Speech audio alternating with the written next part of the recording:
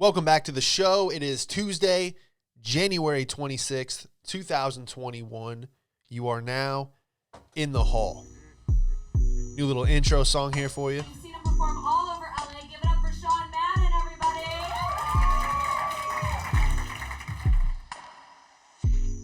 What have we got here? A fucking comedian. This show's not gonna go well.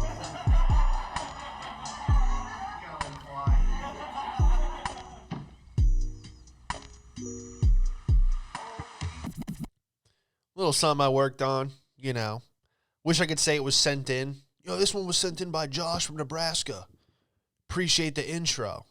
I wasn't going to do an intro song. Probably spent a little too much time on it on the old GarageBand, laying the tracks. I wasn't going to do an intro. People were like, hey, man, you ever think about doing like an intro song? And I'm like, yeah, I thought about it, but not really going to work on it.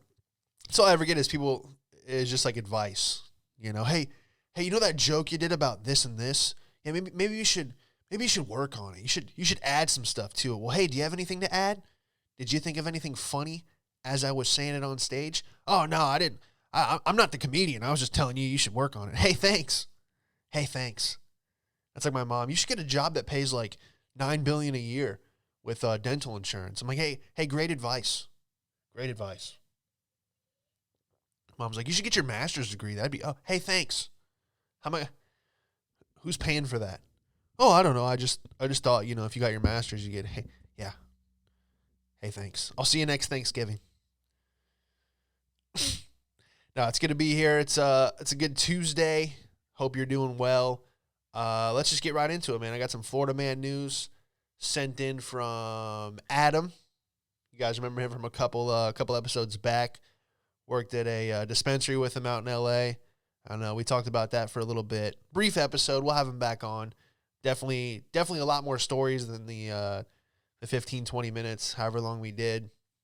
But yeah, he sent this in. It's apparently from the CBS Twitter page. It says, Florida man, 37, arrested for kidnapping 27 people and forcing them to play Yahtzee for 36 hours straight.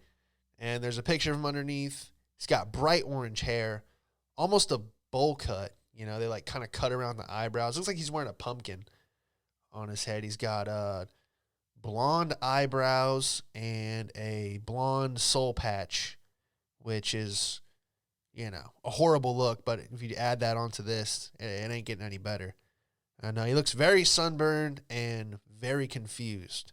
Now, I immediately read this, and I just thought, wow, this has got to be the top 3 Florida man headlines and stories of all time. Then I showed it to Nancy, and she was like, 27 people is kind of a lot. And I'm just thinking like, well, yeah, but this is a Florida man. If he wants to do something, he'll do it. She was like, how did he get 27 people? Did he drive a bus and then make a wrong turn, and now he has 27 people captured? I'm like, I don't know. I don't know what this guy was doing. But it made me realize, I'm like, yeah, 27 is a little excessive. I just kind of blew past that number. And I'm like, how did people not even see this guy coming? Like, did he trick 27 people into coming over? Was he like, hey, I'm selling an iPhone 12 for $50 on Craigslist, and he just slowly, captured one sucker after the other? I have no idea. But I'm like, if people were just texting and he was throwing them in a van, that's on them. This guy literally looks like the top of a match. He's just solid red. And yeah, pay attention if you're out there walking. Don't be texting, getting thrown in the van by this Ronald McDonald looking dude. Yeah, 27 people to play Yahtzee. I mean, he really only needed 2. That was my other thought. I'm like, if you're going to go through the trouble to capture 27, I'm like, what kind of game are you? It's not even going to be fun. How long is it going to be till it's your turn? The person next to you would have to nudge you when you're all in that same room, handcuffed to a pole. Like, hey, wake up, it's your turn. Try to get out of this nightmare. No wonder they played for 36 hours. It's going to be crazy. just all handcuffed to one. I don't know, what is it? What do people always get handcuffed to in those shows? Like a radiator, just some old radiator. That's like the number one most handcuffed item, if that makes sense. You know what I mean? Yeah, they just cut the lights on. Everyone's looking at each other for the first time, doing that dramatic. Some guy in a suit's just in the corner going, "What the fuck? What the fuck?" You know. Then you notice a red cup, some dice, and 27 scorecards. I'm like, what the? This guy brought us here to play Yahtzee?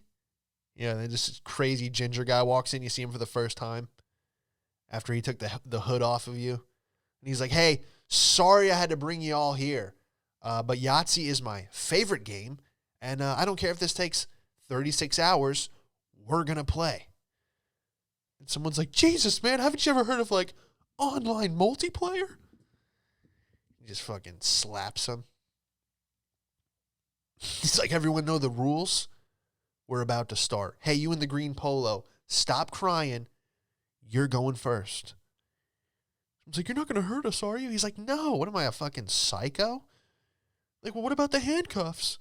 He's like, "The handcuffs are just to make sure you play the whole time. All right, it's to make sure that you're not distracted while we get this game going." I mean, what if that's how it worked? You know, you just wanted people to play with you, so you just capture them, I guess.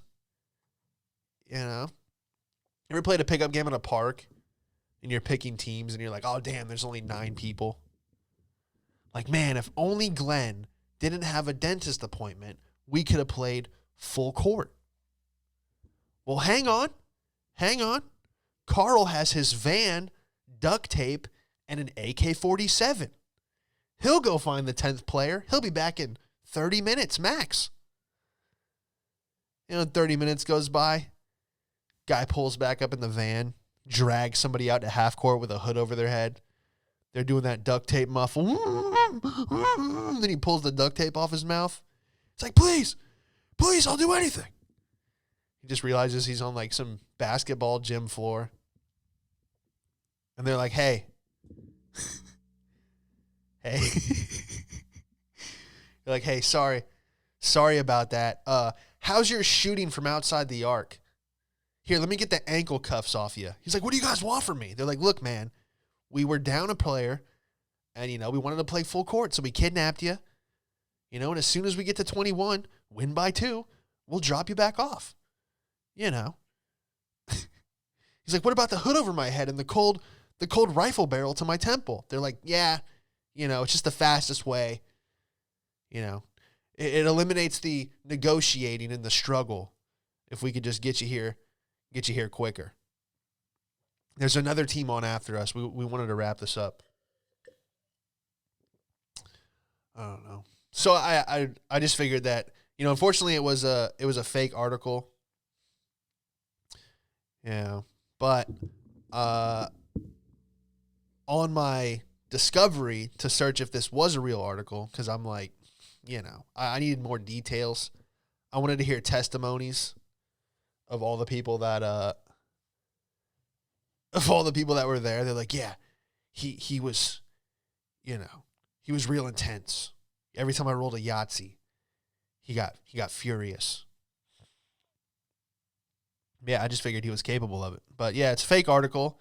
But yeah, I just had it right here. On my look to see if this was, a real article, I figured there'd be way more details. I did find an actual story, Yahtzee attack. Florida man allegedly chokes wife during game.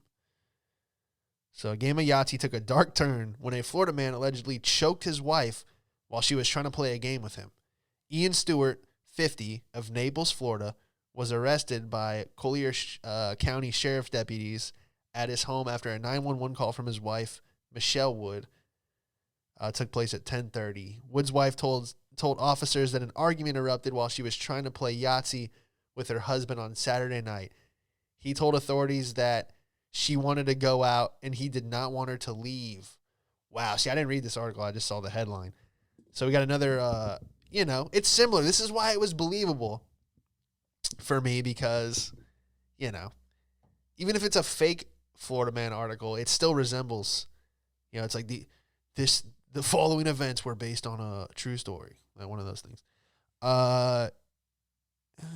She told authorities that her husband pushed her to the ground, covered her mouth with his hand, and rammed his knee into her back while cursing at her, telling her to stop screaming. Well, yeah, that'll usually get someone to stop screaming as you. This is insane.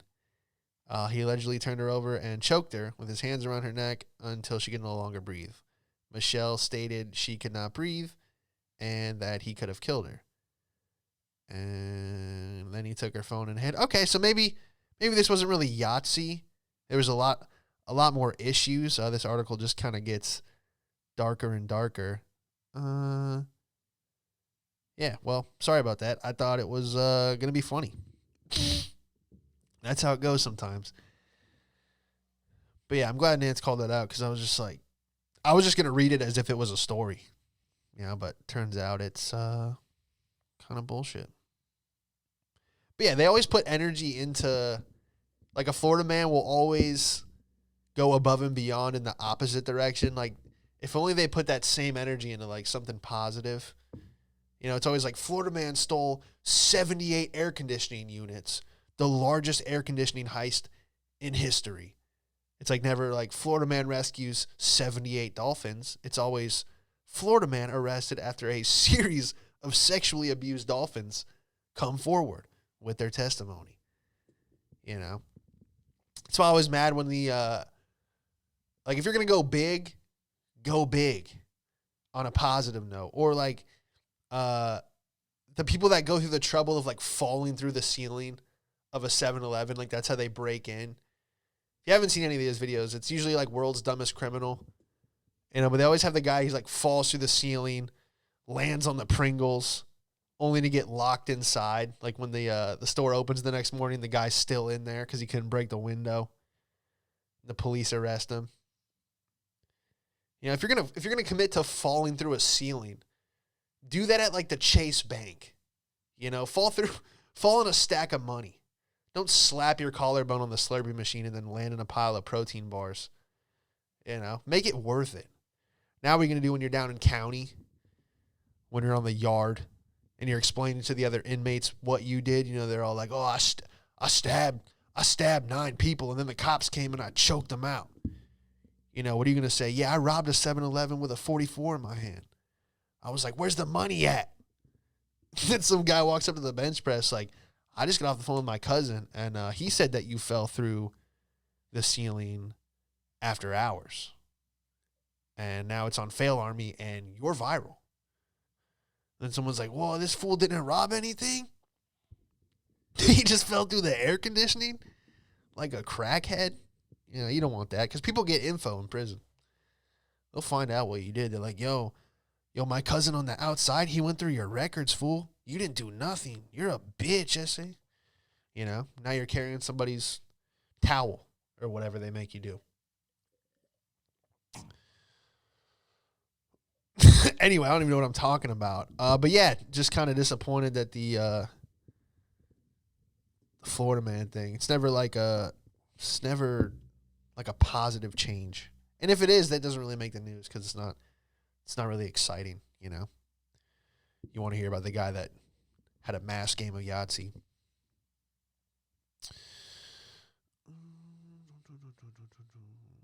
But yeah, I don't know.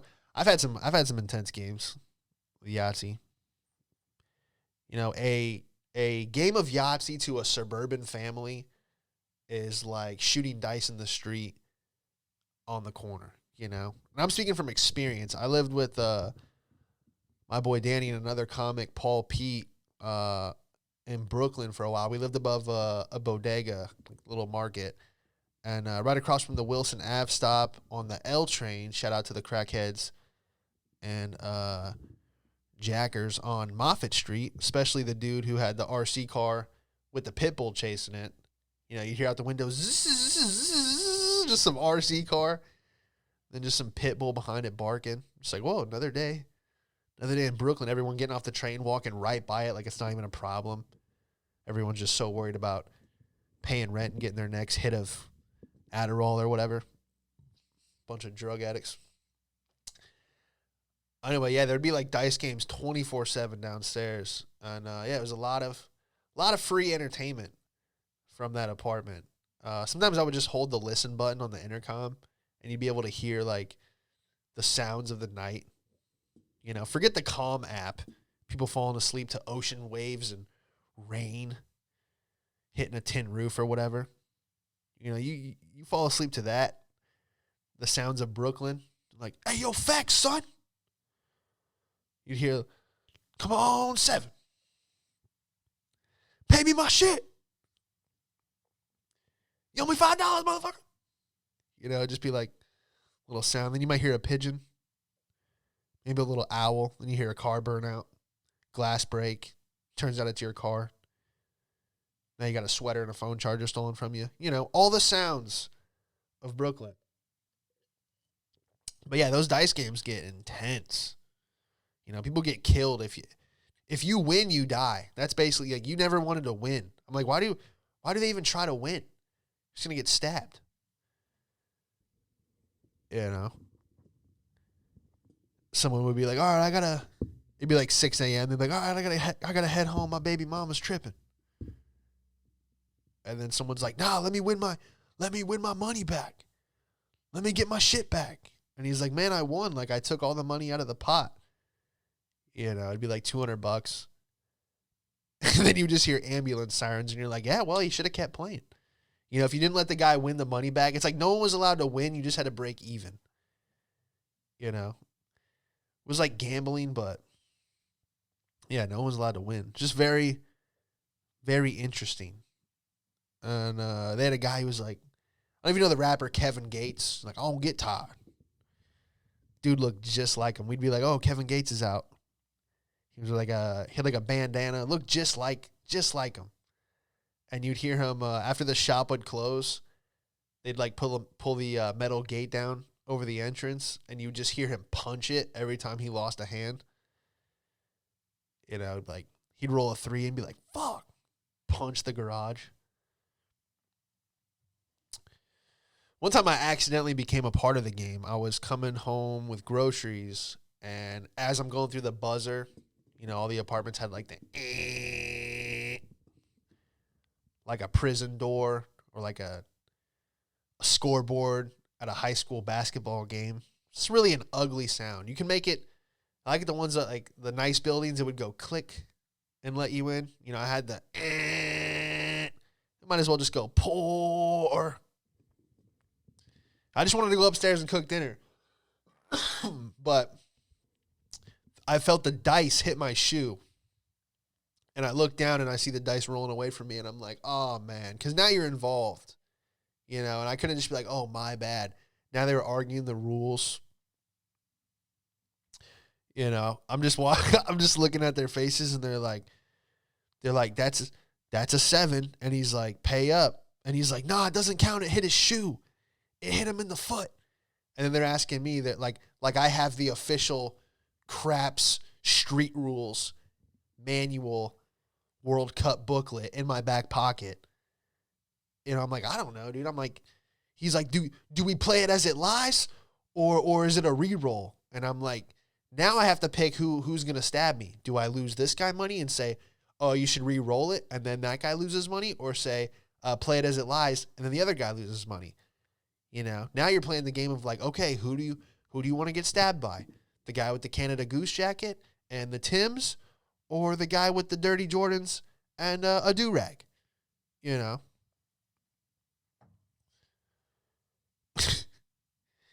Yeah. What are we talking about, Yahtzee?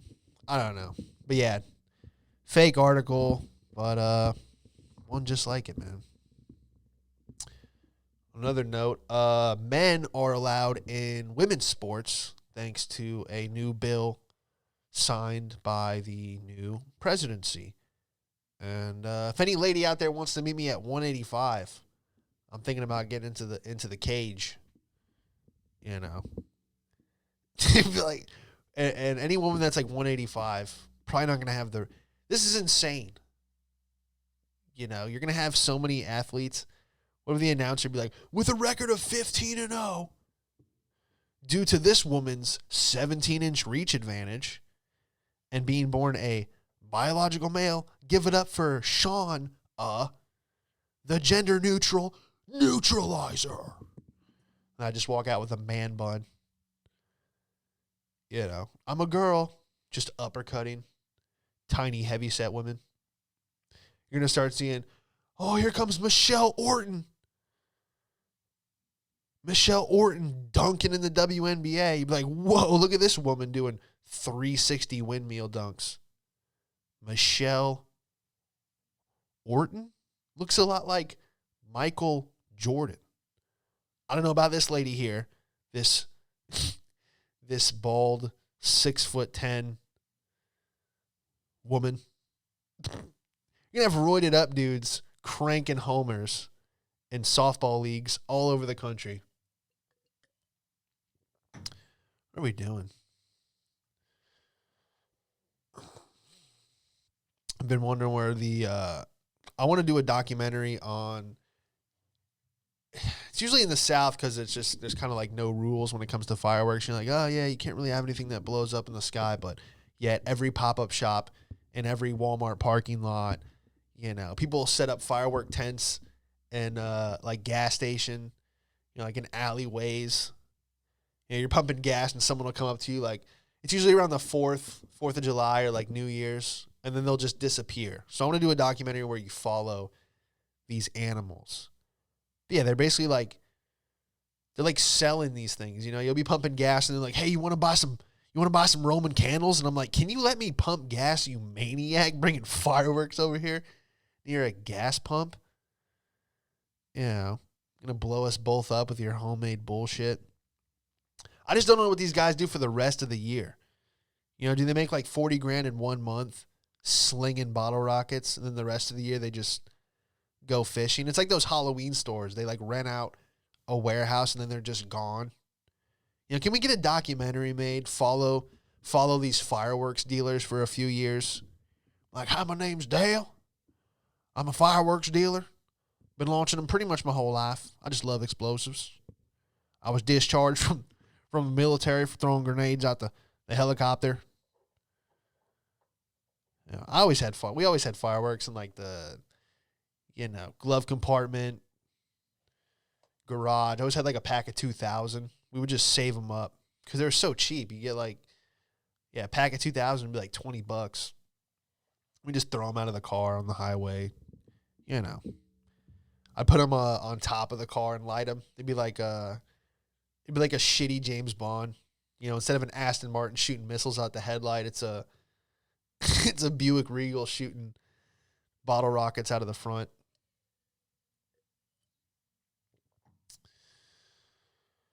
But yeah, just think it'd be interesting to follow those guys around. Yeah, that's about all I got for this week. You know, I'm going to try to get it back out on Monday next week. And, yeah, thanks for being here, and we'll see you next time.